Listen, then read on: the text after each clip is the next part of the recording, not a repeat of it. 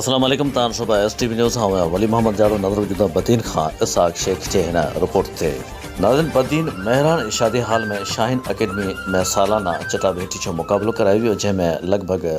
700 शागिर्दनि ऐं शागिर्दियाणियुनि हिसो वरितो।